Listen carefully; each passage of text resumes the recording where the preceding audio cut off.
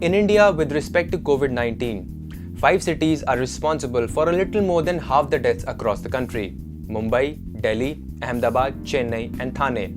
This clearly shows that the number of cases and deaths in these cities are disproportionate to their area.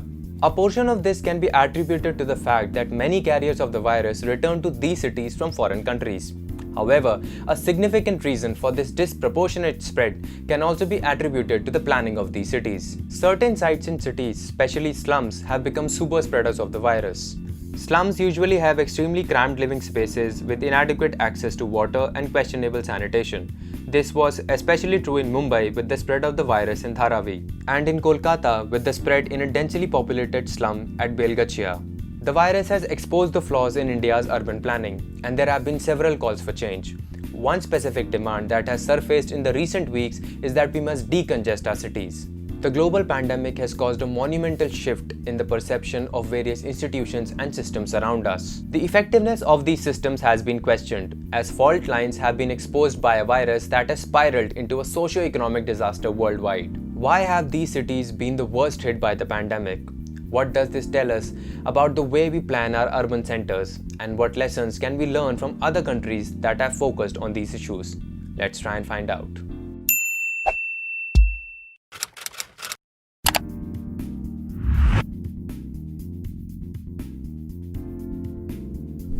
While there are a number of reasons that may have contributed to the high incidence of the virus in the cities across the world, Indian cities face this problem because of two main reasons. First, cities in India have a very high population density, with Mumbai, Kolkata, Chennai, New Delhi, and Bangalore among the 20 most densely populated cities in the world. This is a result of a deliberate urban planning process. The National Urban Policy Framework 2018, prepared by the Ministry of Housing and Urban Affairs, lays down 10 urban sutras or philosophical principles that will guide the policy making regarding urban planning in India. Urban Sutra number 4 is built for density and says that increased population density should be a critical part of urban policy because some of the most successful 21st century cities in the world are very dense: Hong Kong, Shanghai, Tokyo, New York, and so on. Then what's the issue, you may think? Well, the issue is that the population in the mentioned Indian cities is not evenly spread. The amount of residential space allocated to the affluent sections of the society is disproportionate to their population. Therefore, there are areas in the city where the population density is significantly lower than the city average, and to compensate for this, there are slums where the poorer sections of the society reside. The World Resource Institute's World Resources Report documented the Koramangala slum cluster in Bangalore is 12 times denser than the city average, housing 140,000 people per square kilometer. It is impossible to practice social distancing in such areas. Further, limiting the spread of a highly communicable virus like COVID-19 in such areas is also nearly impossible. The second main reason that makes cities in India a fertile breeding ground for such viruses is the poor reach of essential services. Healthcare, water, food, and waste management are but a few of the essential services that do not always reach the urban poor of India. As of 2018, only 70% residents in Koramangala in Bangalore could access piped water. And even then, water was available in taps for an average of 2 hours a day, 2 to 3 times a week. A survey conducted in 2015 of 2,000 households across the slums in India revealed that 68% of the respondents had only access to private health facilities and not the ones provided by the government. The unavailability of these services has made it nearly impossible for slum dwellers to lock down at home, as they must travel a certain distance to access these facilities. Further, the lack of proper nutrition and sanitation has led to a lower immunity to diseases in general.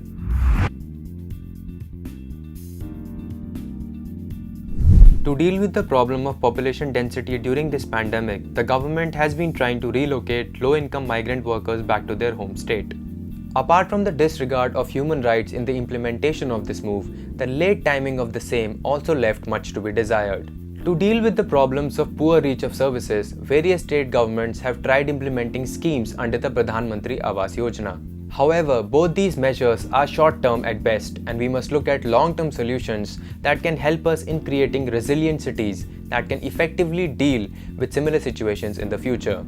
Inclusive development must shape the urban planning policy moving forward. It is imperative that the government invests in affordable housing schemes that will help rehabilitate slum dwellers.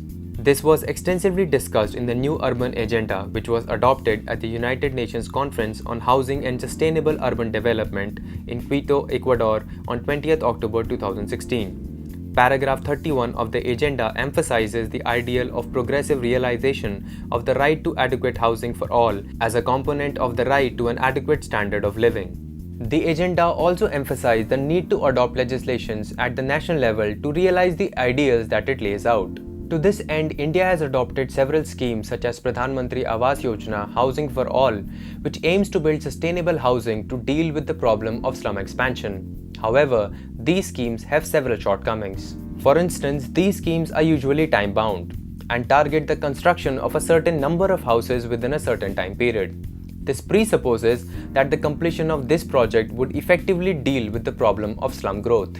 However, the burgeoning of slums in cities is a continuous process that proceeds along with urbanization, and the urban planning policy must treat it as such. Moreover, affordable housing is perceived to be limited to the construction of houses. However, as a paper produced by the Observer Research Foundation observes, urban land use planning must be conscious about making affordability sustainable, distance between residential spaces and employment hubs, design of transportation networks, benchmarks for optimal density.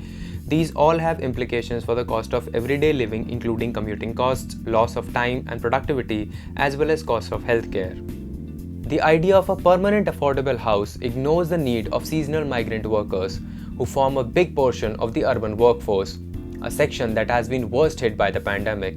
Thus, affordable renting house schemes must also be included in the urban planning vision.